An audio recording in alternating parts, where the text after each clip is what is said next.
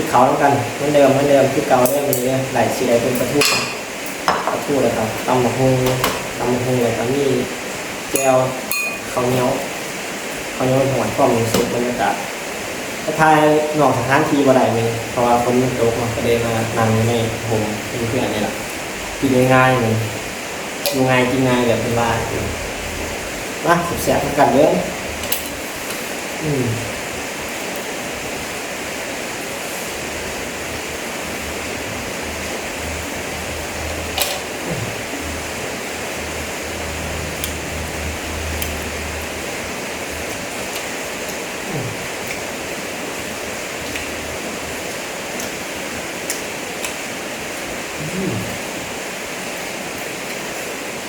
้ยไม่แต่แนวหอนมึง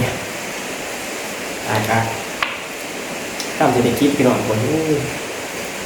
ลำบากมันบ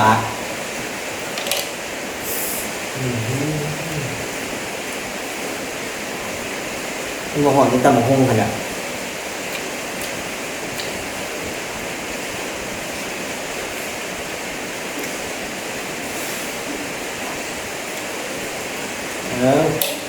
ยุบเป็นกระบาด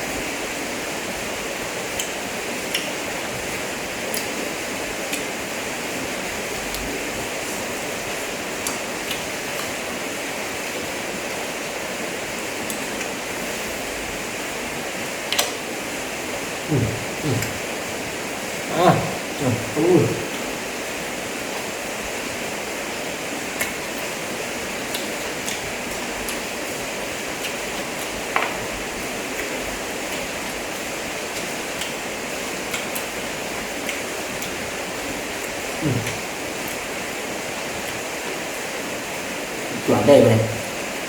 เนื้อหอนไม่เป็นหรอกเนื้อหอนได้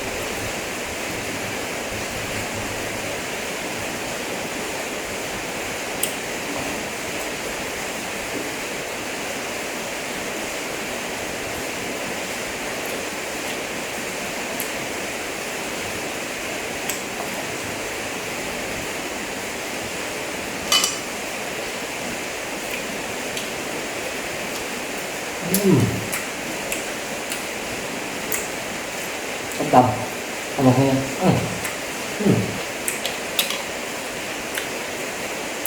จะยุ่งไปหน่อยกินง่ายนี่ยังคนอยู่โต๊ะไปใช้บ่ได้เลย